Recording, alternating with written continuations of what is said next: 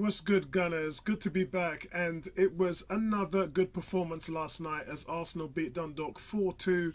And I always say, don't I, that on a Thursday night, you're almost guaranteed to get 3 or 4 goals. And look, while everyone keeps talking about the level of the competition, and everyone keeps talking about how different that is to the Premier League, yes, there's that plays a part in it. But as I said to you guys before, it's not the be all and end all. It's not for me the deal that seals everything. What it is it's up here.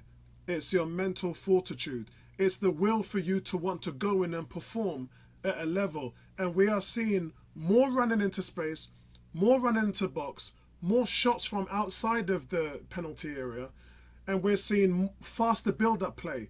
That's got nothing to do with your opposition. That's got to do with you.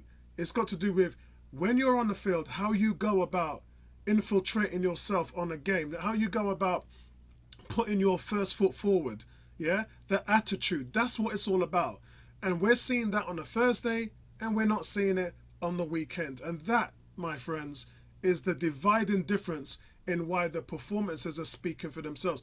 If Arsenal didn't run into space and wasn't putting those through balls forward and wasn't making those runs, and guys, remember, the academy team, these players like Willock and Smith Rowe and Nelson, Nketiah, they've been playing in the academy for years. So they have a level of chemistry and understanding that our first team players do not have. They just don't possess that ability. And that's the reason why I have been calling for the last 2 or 3 weeks for more players in the first team to be made up of academy players. Because I just feel that you're getting much more from where you are in that divide. We've had 20 goals in 6 European matches. And we've had 2 goals in the last 7 league games from outfield players. And it's all about your mental fortitude and how you are going to submit your desire on the field. And guys, remember, these kids, they're playing for something. Yeah? They're playing for something. Can you say that about the veterans? When you look at their face, when you look how they drop their shoulders, when you look at how demotivated they are and devoid of confidence, you can see clearly who should be on the field and who shouldn't. So I'm really hoping that we're going to finally see that Arteta has learnt something from over the last 2 or 3 weeks, and that he starts to build a team just like he did last year when Saka, Nketiah and Martinelli came into the team last year. We saw what those 3 players were able to bring and add to the mix, yeah? Just before Guendouzi did that, but we know what happened with Guendouzi. But here we are, again, we're looking at an abundance of players. We're looking at Balogun, we're looking at Reece Nelson, we're looking at Smith Rowe, we're looking at Joe Willock. We're looking at those players who are looking to come through and break into the team again. And that can only be a good thing, because as I said on Monday's podcast, there are a bunch of Arsenal players that are kicking the door down to break through, and you have to give them the ability to do that. Because if you don't, then you're going to have a Maitland-Niles situation where you've got an adapt quality player who's just going to be looking to say, look, man, you ain't playing me, I'm out. Yeah, that's where it is. One shout on the goalkeeper Ruinson yesterday. I felt that he probably could have done better for both of the goals. He, to me, guys, just doesn't look the part. And I'm sorry, we need to give him more time, I agree. And I'm sure he's got his supporters out there. And I think he distributes the ball really well. But there's a imposing figure that we've had before between the sticks. And we've had it with Seaman, we've had it with Martinez, we've had it with Jans Lehmann, and I just don't quite see that working with this guy. He just doesn't give you that ability to put himself on a striker. If you're in a one-on-one situation with him, you're always going to feel, because of his lack of, his slim build. For 6'1", he doesn't have anywhere near the wingspan of a David Seaman, as a Emi Martinez, etc., as a Jans Lehmann. He's not the shot stopper that Leno is. Leno is by far a superior shot stopper in comparison to where this guy is. And the first goal, really, this wasn't a shot that was right, in the corner of the left-hand side of the post. There was a fair distance between that post and the goalkeeper, and he just didn't have the length to get there. On the second goal, again, just not the length to get there when the ball was headed down. We've seen Leno and Martinez make those last minute ditch reflex saves. And this guy just doesn't look like he's got it in his locker to do that. So whatever they do with him is what they do with him. But God forbid Bernd Leno get injured and we have to face him up against Premier League teams. As I said on the stream last night, yeah, that's exactly what I said. James Beer said that. Charlie Watts has said that in gold, and a few other people as well have been talking about that. This guy just doesn't look like he's at the races. So I think that they desperately need to see if they can find themselves a new goalkeeper, because this guy, I don't think he's got the mechanics for you to develop into a quality goalkeeper. I think you need to look at size and aptitude first before you can develop somebody. Otherwise, they're always going to have that going against them, regardless of what they do. Yeah. Let's take a look at a few players as well. Look, Nketiah now is a leading goal scorer for Arsenal, and it could be by a lot more. You remember, he's had 2 goals disallowed, which should not have been disallowed. One of them, they said Willock was interfering with play, and he wasn't. But as we know, there's no VAR in that competition. So by far and large, Eddie should have 7 goals this season, but he's got 5, and the goal last night is really his identity. What we're missing from the front line, we're missing that front line player who runs back, who tries to defend for you and tries to win the ball back and makes himself a nuisance. He took the ball off a defender, played the ball through to himself and dinked it over the goalkeeper. It was a typical Nketiah goal, and these goals are coming out of nothing. Yeah, when you're a team that's not creating, you're devoid of confidence, and you can't see where your next goal is coming from, you need a player like Eddie that's going to help you make things happen. And not just that, but if you're putting balls into the box, you need to know that there's going to be someone who gets on the end of it. And that's the type of player that he is. He got that goal out of sheer persistence, and that's something that he's made a name for himself of. And if you're getting that out of a striker, you have to develop it. It's as simple as that. And as I said last night on the stream with Neomis, a lot of other teams are in need of strikers and can do with somebody who's able to give you what Eddie can give you. But Arsenal as well are in that position where they really need someone to step up that position as well, because they're just not getting anything from that number 9 spot. That's the truth. The worst thing you can do is try something different. That's the worst thing you can do. So it's in Arteta's hands. Speaking of another striker, Balogun, 2 goals now coming off the bench. And he got an assist yesterday, but what impressed me most of all was his hold-up play. The ball was beautifully weighted to him by Pepe. Pepe had an okay game yesterday, but that quality playing through the middle, not on the wings. And when you see Pepe get the ball, pick it up in space, he will run at you, yeah, which is what our current number 10s are not really doing at the moment. He will run at you, and then that brings the defenders towards you. That's what created the space for Balogun to make that run in. A nice weighted pass, and Balogun hits it first time. Pepe gets another assist. It's another assist for Pepe this season. So he's had a hand in 7 goals now. And hopefully we'll be able to see him after Burnley. But with Balogun, guys, you've just got the sheer size of a player who's going to give you something different than what Nketiah does. He doesn't get on the end of things as much as Eddie, but what he does is he can play with his back to the goal. And when you think about the fact that we only have Lacazette that can do that, then I think that Balogun is definitely worth developing, and I'm hearing that he now is in talks with another contract. And that's good for the kid, it really is, but we have to see where that goes. I don't think he's a definitive answer yet. He's not where Nketiah, you can play him in the Premiership and he'll get you goals.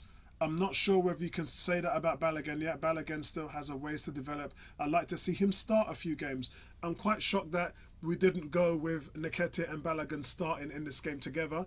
And as I said previously last week against Rapid Vienna, Lacazette, what they did with him is they played the 4-4-1-1 and they sat him behind Nketiah. And I think that you can do that with Balogun and Nketiah. I think you can sit Balogun behind Nketiah and have those 2 young guns play in tandem. And I hope that that's something that we'll see moving forward in the League Cup or the FA Cup early rounds. I hope that that's something we'll be able to see as they develop them young players. But also El Nene, great control on the game yesterday. Everything came through him. And when you see a player who has an ability to just control a game like that, great poise, great passing, knows how and when to pass and where the ball's got to go to, it's just something you're not seeing from Xhaka. So again, Mikel, why did you choose him to play against Spurs? It just doesn't make any sense in any way. I can't think of one reason why you would play a Xhaka over El Nene. I can't, because you're getting so much more from El Nene. When was the last time we saw Xhaka shoot from outside the box? It was a while ago. It was last season at best. And I think when you just saw the way how he teed up that goal, it doesn't matter who your opposition is. He put it right in the postage stamp. And you have to give it to El Nene. This guy is growing with confidence. And again, it's something like loads of teams will be looking at this player thinking, if Arsenal don't want him, we'll take him.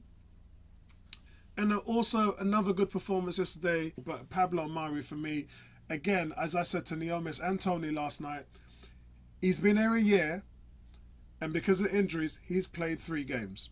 So he just needs games. It's as simple as that. He's a little bit like when you think of how weird Callum Chambers is at the moment and where Rob Holding was when he came back after the ACL. You've not played regular football for that long, and you just need a bunch of games in order for you to get your edge back. It's as simple as that. With Smith Rowe, guys, what we saw yesterday, he was fantastic. I actually think he was the best player on the pitch yesterday. What he gives you, along with El Nene, and what he gives you is just so much more. That running into space and the want to pick up the ball, the need to have the ball. He was calling for the ball constantly. He was running at players. He was running late into the box. He's got a goal and 2 assists now. That's the same as Bukayo Saka. And as I said, Saka's played 1,100 minutes this season. Smith Rowe just 119 minutes. So Saka's played 10 times as longer, 10 times more than what Smith Rowe's played. And yet they both have the same statistics in terms of their output. You get so much more from Smith Rowe, and I think that I wouldn't think it would be too far before you actually see him have a Premiership start. I think he deserves it. He's knocking on the door, and it's really up to the manager. Look, you can't keep looking at your results and saying, well, you know, Arteta is currently saying right now that we need the result. He's urged the need to improve in the Premier League. Well, bro, they can't do that unless you put the players in who's going to do that for you. Because the players you've put in currently ain't getting it done for you. So it's no point saying you need a result. It's down to you to put the players in who is going to get you that result. And this has gone far too long. The next move, my friend, is yours. If you want to save your job and you want to extend your managerial career, you have to put the right players in who's going to do that for you. Because them deadwood players who failed all their managers ain't going to save your life. They're going to drag you down and bring you down just like they did with their predecessors. Yeah? It's as simple as that. So, guys, I just want to talk about Dominique. Because last night the news, as I broke on Sky Sports on the live stream, he was going to choose which team he was going to go to. And that team is RB Leipzig. And look, there's no point in laughing about it. You will not choose a team like Arsenal who are 15th place. All you need to do, guys, is look at the league table to make your choice. Yeah? And it ain't that hard. Let's take it back a little. If you look at Thomas Partey came in. Where is Atletico Madrid now? Top of the league with a game in hand. You look at man like Gabriel. Gabriel came to Arsenal. Where is Lille now? Where is his team? His team is second in the league, 2 points behind PSG. So let's not talk about Willian and Chelsea, because Chelsea is battling for the title. But the fact of the matter is, these players came in over the summer and they're on an Arsenal team that is in 15th place and in a relegation battle. So when you're a man like Dominique and you're looking at all these potential teams, you ain't going to choose Arsenal. Why would you do that? Why would you choose Arsenal? It just don't make no damn sense. So look, all to the power. If I'm Arteta, it's going to be tough for you to convince players to come in, because even when Klopp took over Liverpool, although they finished 8th in the first season, they still had the name Klopp. You remember, he had 2 titles that he won in the face of the best Bayern Munich team ever. So you've got those credentials. At the moment, Arteta doesn't really have that many credentials apart from what he did on back end of last year, which was very good. Right now, you're in a sinking ship. You're putting out flames. Yeah, your house is burning down to the ground. So it's going to be tough for you to convince quality players to come and join your team. I guess for Arsenal next summer, all it needs is one high profile player. You bag a massive profile player, let's say Aouar. Yeah, you bag Aouar, and that then starts to raise your profile in terms of, well, Aouar's there, Partey's there, Gabriel's there, so I can see a spine, yeah, and let me build on that. So I think you've got a long way to go to potentially bring in star players next summer. And it's going to take more than just money, yeah? Because money never won you Dominique.